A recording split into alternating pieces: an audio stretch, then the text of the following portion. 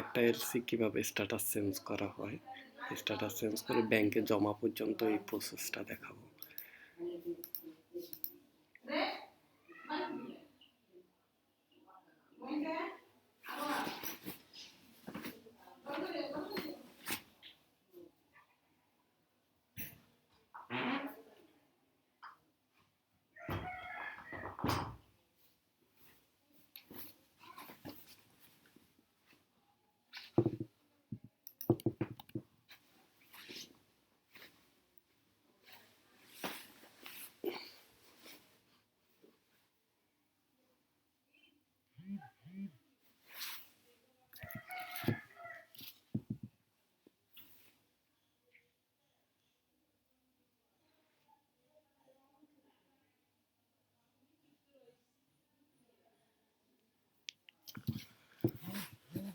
এরপর আমরা সেলস মডিউলে ফার্স্ট সেক্টরে এলসি স্ট্যাটাস চেঞ্জ,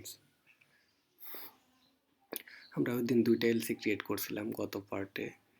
2টা এলসিতে 2টা এলসি পেন্ডিং সেক্টরে আছে। এখন এগুলাকে আমরা এখানে যে স্ট্যাটাসগুলো আছে পেন্ডিং থাকার পরে এটা সাবমিট টু বায়ারে যাবে, এরপরে ব্যাংক সাবমিট হবে, অ্যাকসেপ্টেন্স হবে, ডিসকাউন্ট আর কালেকশন হবে। আমরা সবগুলো পার্ট একটা একটা করে দেখাবো। আমরা এই এলসিটাকে এলসির উপর ক্লিক করলে এলসির কত অ্যামাউন্ট সবগুলো অ্যামাউন্ট চলে আসবে। আমরা এই এলসিটাকে সাবমিট টু বায়ারে সেন্ড করব। হ্যাঁ, এবার এটা আমরা যদি সাবমিট টু বায়ার দিই তাহলে এই এলসিটা সাবমিট টু বায়ারের আন্ডারে আছে। এখন এটাকে যদি আমরা সাবমিট টু বায়ার দিয়ে আপডেট স্ট্যাটাস দিই তাহলে এটা ব্যাংকে সাবমিট হয়ে যাবে। ব্যাংকে সাবমিট হওয়ার পরে দুইটা একটা তো হয়তো উনি ডিসকাউন্ট করে নেবে, আর না হয় উনি অ্যাকসেপ্টেন্স দিয়ে দিবে। এখানে এনসিএল নাম্বার দিবে, আমরা অ্যাকসেপ্টেন্স দেখাচ্ছি। NCL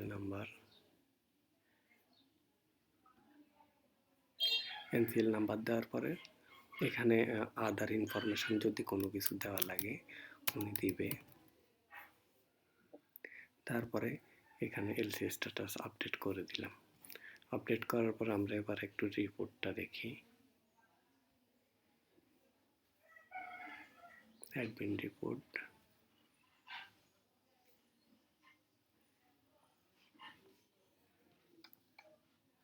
export LC report.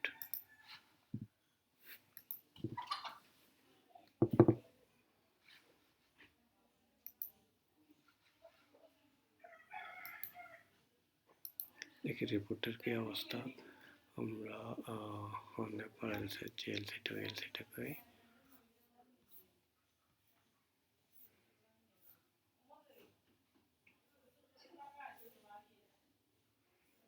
এটা হচ্ছে ব্যাংক সাবমিট, অর্থাৎ প্রত্যেকটা স্ট্যাটাসের এগেনস্টে কোন কোন এলসিগুলো ওইগুলো আমরা এটাকে অ্যাকসেপ্টেন্সে নিয়ে গেছি। এই যে এই এলসিটা এখন অ্যাকসেপ্ট হয়ে গেছে, অর্থাৎ এটা ডিসকাউন্ট হয়ে গেছে, এটা কালেকশন হয়ে গেছে অ্যাড সাইট এলসি।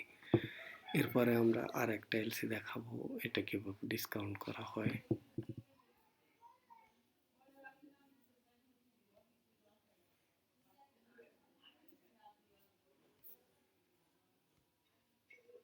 পেন্ডিংয়ে যাওয়ার পরে এই যে পেন্ডিংয়ে এলসিটা অ্যামাউন্ট হচ্ছে 37,168।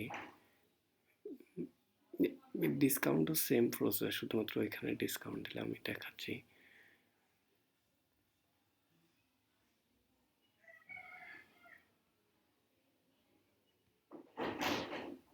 সাবমিট টু বায়ার, একদম simple process. Submit to bank, এবার এটা ডিসকাউন্ট দিয়ে দেব। এনসিএল ডিসকাউন্ট হলে এনসিএল নাম্বারটা আমার লাগবে না। হ্যাঁ, এটা হয়ে গেছে। এখান থেকে চাইলে আমরা এলসিগুলোকে আবার এডিটও করতে পারবো।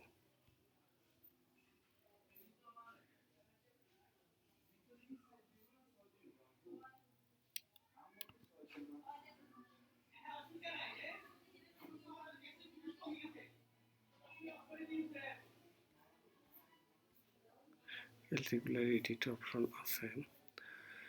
এই পর্যন্ত আগামী পর্বে আমরা দেখব প্রোডাকশন প্রসেসগুলো দেখব, কীভাবে একটা ইআরপি প্লাস্টিক ইন্ডাস্ট্রি ইআরপিগুলো প্রোডাকশন প্রসেসটা মেনটেন করে। ঠিক আছে, আসসালামু আলাইকুম।